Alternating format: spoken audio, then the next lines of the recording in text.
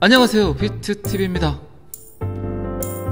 암호화폐 시장의 가장 큰 핵심 축이죠. 배후 조종자 또는 총책이라고 표현할 수 있겠죠. 자, 여기서부터는 구독자분들에게만 노출이 되는 영상입니다. 구독, 좋아요 좀 눌러주시고요. 자넷 앨런이 가장 입김이 세다. 그리고 뭐 아시겠지만 앞잡이 노릇은 게리 겐슬러, 빛나리 아저씨가 하고 있습니다. 그래서 자넷 앨런 기사가 뜨면 가장 먼저 빠지더라고요.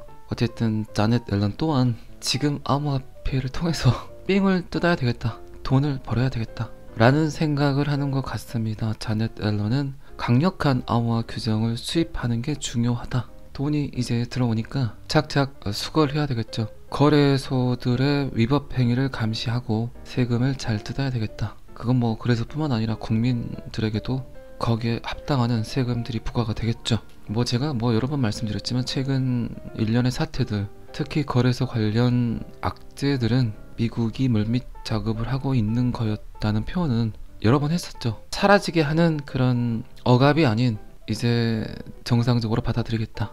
그래서 규제가 필요하다. 정상적으로 돈을 삥 뜯어 가겠다. 어쨌든 뭐 끊임없이 저도 이야기 드렸지만 정상적인 금융 생태계 안에 들어와야 되고 세금도 내고 떳떳하게 암호화폐 투자한다고 말도 좀 하고 그런 세상이 와야 되겠죠. 너무 지금까지 여러분들은 어둠 속에 살고 계셨습니다. 누구한테 말도 하지 못하고, 배우자분에게도 말 못하고, 자식들한테도 말 못하고, 친구나 지인들에게도 말 못하고. 그런데 지금 여러분들 아시겠지만 경제신문 그리고 포털 사이트 경제란을 보게 되면 항상 주식 가격과 같이 암호화폐 시총 그리고 비트코인 가격이 노출이 되고 있습니다. 그것 또한 엄청난 변화겠죠. 그리고 이제는 잘 타고 계셔야 되겠죠. 갈론만 가니까요. 완전한 금지를 제한하진 않았다. 자넷 앨런 계속해서 인플루언서들, 특히 정책 위반자들의 생각들은 변하고 있습니다. 생각들이 변하고 있을까요? 말이 변하고 있을까요? 말만 변하고 있겠죠. 타이밍에 딱딱 맞게 요때쯤 이런 멘트를 치고 1년 전에는 이런 멘트를 쳤어야 되고, 결국 갖고 있는 결론은 하나인데 항상 시기를 잘 책정을 해서 그들이 원하는 곳으로 흐를 때까지 기다렸다가 이야기를 하겠죠. 암호화폐 총책, 배후 조종자 자넷 앨런. 자넷 앨런 미 재무부 장관은 중앙은행 총재를 위한 G20 회의와 별도로 암호화폐에 대한 강력한 규제 프레임워크를 마련하는 것이 중요하다. 우리는 암호화폐 활동을 완전히 금지할 것을 제안하지 않았다. 이거를 뭐 좋아해야 됩니까? 박수를 쳐야 됩니까? 아니면은 띠껍게 바라봐야 될까요? 누가 뭐 규제하라는 말도 하지 않았고, 그 규제권이 SEC에 있단 말도 하지 않았고, 비트코인의 가장 기본적인 인프라 형성은 하지 않으면서 단지 돈이 섞여 있으니까 우리가 단속을 해야 되겠다. 우리가 관할권을 갖고 있다. 참 이기적인 생각이고, 여러분들도 잘 아시겠지만 특정 국가에서 암호화폐를 금지한다? 별 의미가 없다. 전 세계 모든 국가가 금지를 하더라도 단 하나의 국가에서 허용을 하든 인정을 하든 그냥 두든 어쨌든 비트코인 블록은 계속해서 생성이 된다. 그리고 그 누군가의 지갑으로는 비트코인 블록 형성에 대한 보상으로 비트코인을 지급받게 된다. 지급받던 그 비트코인은 그 누군가를 통해서 거래가 이루어지고, 비트코인이 완벽히 사라진다면 그거는 지금 전 세계에 깔려있는 인터넷망이 사라지면 결국 비트코인도 사라지게 될 겁니다. 하지만 지금 인류가 인터넷이 없이 단 하루, 단 1시간, 단 1분이라도 살아갈 수 있을까요? 폭동이 일어나겠죠. 전쟁이 일어날 수도 있습니다. 인터넷을 가장 잘 활용을 하는 것은 여러분들이 아닙니다. 결국 정부니까요. 각국 정부, 그들은 인터넷을 통해서 수많은 여론들을 취합하고 그 빅데이터를 가지고 네트워크 참여자들의 눈치를 보면서 정책 위반들을 하죠. 얼마 전에 제가 이야기 드렸던 미국 시민 5천만 명이 암호화폐를 갖고 있다. 지금 미국이 암호화폐를 벤 때린다, 금지한다는 건 결국 지금 미국에서 정책 위반을 하는 수많은 사람들이 잘릴 수 있다, 사라질 수 있다. 결국 정치인들은 가장 두려워하는 게 지지율이기 때문이죠. 이렇게 세상이 변하고 결국 암호화폐 비트코인을 인정하는 사람들이 많아지고 그 가치를 높게 평가하는 그런 시대가 왔습니다. 그리고 충분히 정책 위반자 그리고 전통 금융을 통해서 돈을 벌었던 수많은 인플루언서들 최근 6개월간, 4개월간 저점 매수를 끝낸 걸로 파악이 됩니다. 그렇기 때문에 이제 저점 매수를 끝냈으니까 이제 슬슬 끌어올리려고 하겠죠. 이런 행위들이 이런 정책들이, 이런 멘트들이 결국 그들이 짜놓은 각본이 아닌가 싶습니다. 어쨌든 여러분들은 그 수많은 우여곡절을 겪으면서 던지지 않았고 BTTV 영상을 보면서 버텼고, 이제 그 수모, 공포, 짜증남, 화남, 괴로움, 우울증, 불면증을 다 던져버리고 거기에 대한 보상을 받을 거라고 예상을 합니다. 잘 버티셨습니다. 잘 견디셨고, 어떻게든 저는 제 영상을 보고 욕을 쓰시는 분 있으시면 쓰라고까지 하면서 암호화폐를 포기하지 말고 XRP를 던지지 말고, 욕을 쓰더라도 손절의 그 고통을 견디셨다면 어쨌든 암호화폐를 통해서 여러분들이 원하는 수익률을 가져갈 겁니다. 어쨌든 욕을 쓰신 분들은 나중에 적어도 잘 버텼다는 그런 댓글들은 또 한 번 더 써주시길 바랍니다. 근데 대부분의 욕을 쓰시는 분들은 저는 딱 두 부류라고 생각을 해요. 일단 리플을 많이 샀어. 그런데 손절했어. 다시 탈라니까 성질나. 요게 첫 번째 부류고요. 두 번째 부류는 암호화폐에 투자하지 않았지만 왠지 암호화폐가 뜰 것 같아. 그런데 사기는 싫어. 이제 그런 분들이 되게 보면 그런 댓글을 쓰시는 것 같더라고요. 뭐 저의 예측이 맞을 수도 있고 틀릴 수도 있지만, 제 영상을 꾸준히 봐온 분들 중에서 그런 댓글을 쓴다면 그 두 부류의 시청자분들이 쓰지 않을까 싶습니다. XRP 사지 마세요. 또 말씀드렸습니다. 갖고 계신 것만 잘 지키세요. 그게 뭐 3년이 되든 5년이 되든 6개월이 되든 2달이 되든 일단 갖고 계세요. 고민하지 마시고, 잘하고 계신 거니까 너무 자책하지 마시고. 어쨌든 자넷 앨런이 이런 멘트를 날렸다는 건 굉장히 긍정적이고 호재일 수 있겠죠. 지금 비트코인 가격은 제가 어제 영상에서 이야기 드렸지만 오늘까지 아마 25,000불 가지 않을 거라고 이야기를 드렸고, 지금 비트코인 가격은 23,400불 정도 하고 있습니다. 며칠 전에 22,900불 4시간 봉 피보나치 되돌림 0.618짜리를 체크를 하고 다시 반등 아닌 반등, 약반등을 보이고 있습니다. 암호화폐 규제는 어쨌든 지금 전 세계적 틀이죠. 트렌드이기도 하고, G20 재무부 장관과 중앙은행가들의 논의에서도 은밀히 암호화폐 규제에 대한 의제가 나왔었고, 인도에서는 암호화폐에 대한 포괄적인 글로벌적인 정책 접근 방식이 필요하다. 암호화폐에 대한 공동 문서를 개발하자. 참 현명한 판단이죠. 서두에 대해 제가 잠깐 이야기 드렸지만 특정 국가의 정책안, 특정 국가의 규제안, 특정 국가의 금지안 아무 소용 없습니다. 유튜브를 특정 국가에서 금지한다고 해서 전 세계에 송출이 되지 않을까요? 똑같다고 생각을 합니다. 단지 금지하고 있었을 뿐이지 금지를 하고 있는 국가에서도 조용히 유튜브를 시청을 하겠죠. 그게 참 인터넷 혁명이죠. 절대 다수의 힘이 응축될 수 있는 곳, 하지만 역설적으로 절대 다수의 생각을 읽을 수 있는 특정 집단, 여러분들이 누르는 영상에 대한 좋아요 개수, 그리고 조회수는 여러분들 입장에서는 아무것도 아닐 거라고 생각할 수 있지만 결국 그 좋아요 개수가 암호화폐를 상승시킵니다. 그러니까 이왕이면 암호화폐 투자했으니까 제 영상 볼 거 아닙니까? 암호화폐 상승하는 걸 또 원하시잖아요. 그러면 좋아요를 누르고 보시면 훨씬 더 현명합니다. 유리하고. 제 영상의 퀄리티가 좀 떨어진다고 생각하실 수도 있지만 그 누군가는 암호화폐를 무섭게 보고 암호화폐를 인정하게 되는 척도가 될 수 있다는 거죠. 그러니까 여러분들이 쓰는 댓글과 좋아요 개수는 엄청난 힘을 갖고 있다는 거죠. 집단 지성의 힘을 이끌 수 있는 원동력이 될 수 있다는 겁니다. 그래서 그냥 주구장창 구독, 좋아요 좀 눌러주라는 이야기를 하는 겁니다.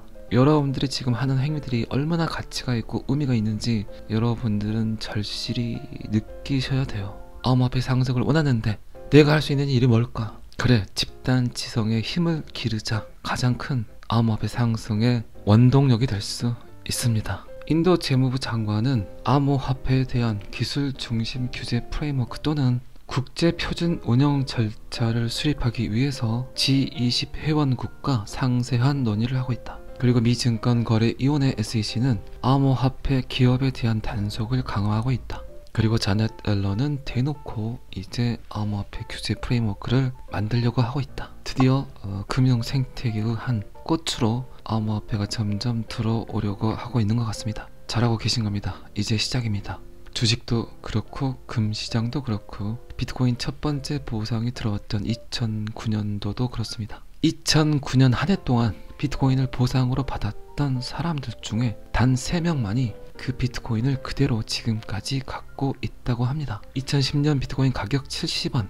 근데 어쨌든 그 가격은 8천만 원까지 상승을 했어요. 2009년도에 아무 의미 없이 보상을 받았던 비트코인이 2021년 11월 8천만 원까지 갈 거라고 누가 예측을 했겠습니까? 그러니까 그냥 다 던졌겠죠. 10배 보고 20배 보고 이 정도면 충분해 라고 판단을 했을 겁니다. 제가 무슨 얘기를 하려는 건지 잘 아실 거라고 생각을 합니다. 그래서 제가 자꾸 평단이 중요하지 않다, 개수가 중요하지 않다, 세상이 돌아가는 꼬라지를 폭넓게 이해하고 있어야 된다, 그리고 블록체인 기술이 세상을 어떻게 바꾸는지 잘 보고 있어야 된다. 그래야만 나중에 후회하지 않는다. 어쨌든 2010년, 2011년 비트코인을 던졌던 사람들이 얼마나 후회를 할까요? 미치고 팔짝 뛰겠죠. 하락할 때 현타는 현타가 아니다. 꿀단지를 치고 있었는데 꿀단지인지 모르고 바닥에 내팽겨쳐버렸던 사람들의 삶이 오히려 훨씬 더 참혹할 수 있습니다. 자, 이 기사는 여기까지만 보시고요. JP 모건 그리스의 블록체인 혁신 연구소 개설.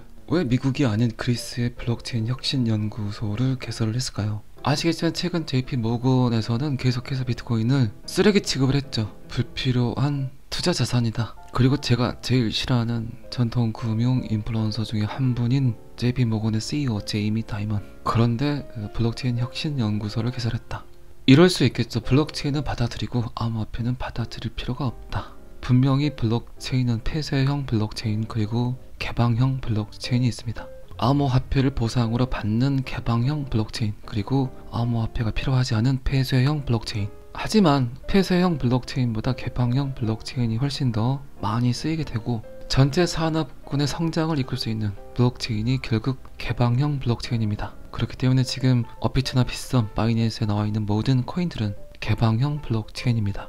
자, 그렇다면 폐쇄형 블록체인은 어디서 쓸까요? 특정 집단만 봐야 되는 공간들, 정부 데이터, 정책 위반자들만 봐야 되는 데이터들은 그 데이터들을 아무나 봐서는 안 되겠죠. 그렇기 때문에 그런 것들에서 쓰는 것들이 폐쇄형 블록체인, 프라이빗 블록체인입니다. 이더리움 기반화인 모든 퍼블릭 블록체인들은 결국 개방형 블록체인이다. 뭔가 보상이 주어져야 된다. 일을 했으니 돈을 달라. 자, 그렇다면 정부에서 사용하는 블록체인은 굳이 암호화폐가 필요하지 않습니다. 보상을 줄 필요가 없다는 거죠. JP 모건이 그렇게 비트코인을 싫어하고 썩었다 그러고 쓰레기라고 표현하지만 블록체인 혁신 연구소 개설을 했다는 건 방금 제가 설명드린 그런 내용들과 부합될 수도 있겠죠. 하지만 어쨌든 민간 기업의 목표는 뭘까요? 이윤 추구가 가장 큰 목표죠. 그래서 제가 잠깐 JP 모건의 최근 데이터들을 유투데이 기사에서 발췌를 한번 해봤습니다. 이게 지금 JP 모건으로 검색한 최근 유투데이 기사입니다. 2023년 1월 10일 비트코인을 펀지 사기라고 비난을 했고 2023년 1월 19일 비트코인 과장된 사기이다. 여기서부터는 저의 뇌피셜입니다. 저의 개인적인 생각. 어쨌든 미국과 유럽 그리고 지금 일본에서까지 비트코인을 벤 때리는 그런 시그널들이 보이고 있어요. 그리고 어쨌든 비트코인과 이더리움은 중국에 의해서 움직일 수 있다. 가장 크게 우려하는 건 중국이 갖고 있는 비트코인 개수.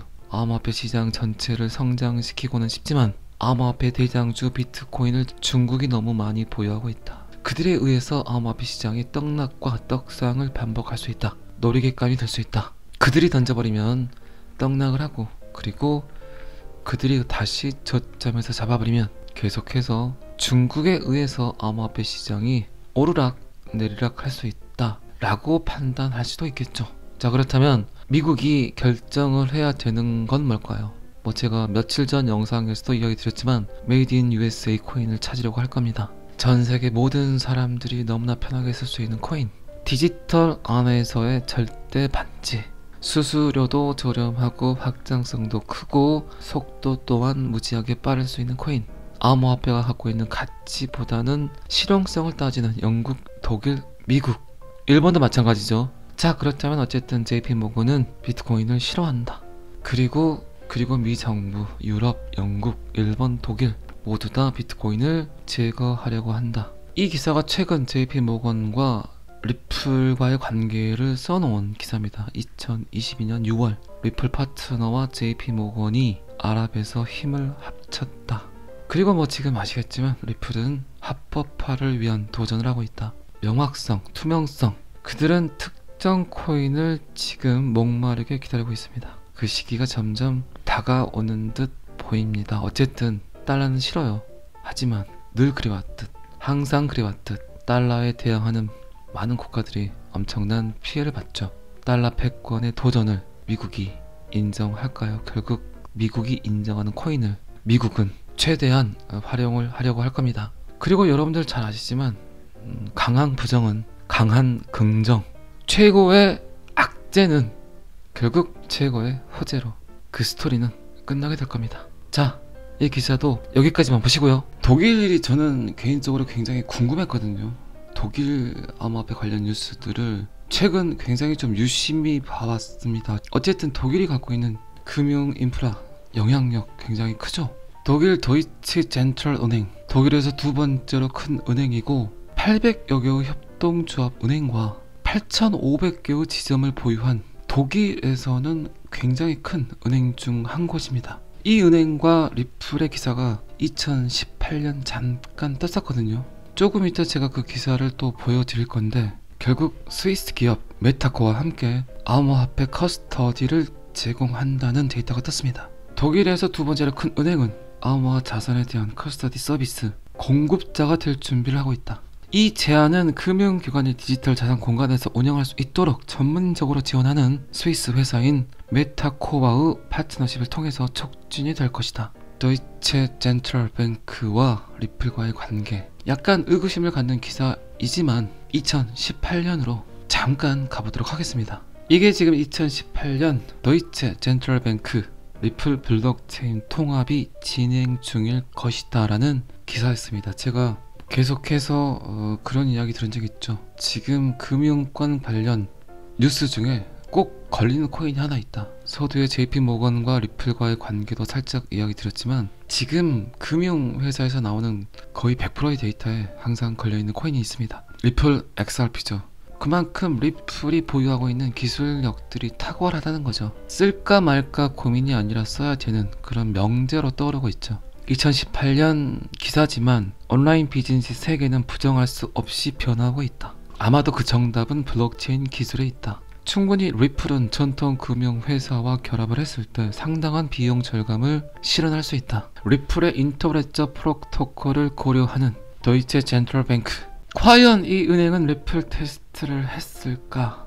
했겠죠. 어쨌든 가장 민감한 부분이죠. 은행 시스템에 새로운 것을 통합하는 것 자체가 실수를 한다면 굉장히 심각해질 수도 있고, 그런데 이 은행은 갑자기 그 방향성을 가리키고 있다. 리플의 인터레저 프로토콜 테스트의 모든 위험성을 감수하고 결과를 기다렸다는 2018년 기사, 그리고 2023년 5년이 지났네요. 암호화폐 커스터디 제공을 하겠다는 발표. 제가 뭐 항상 이야기 드리지만 금융 경제가 먼저인가 실물 경제가 먼저인가, 지금은 금융 경제가 우선이다. 물건이 중요한 게 아니라 그 물건을 어떤 시스템으로, 어떤 도구로 사용하느냐가 가장 큰 이슈가 될 수 있다. 그 안에 항상 돈이 있다. 지금 전 세계는 어쨌든 블록체인을 받아들인다면 하나의 코인을 사용할 수밖에 없다고 생각을 합니다. 그게 뭐 비트코인은 아니겠죠.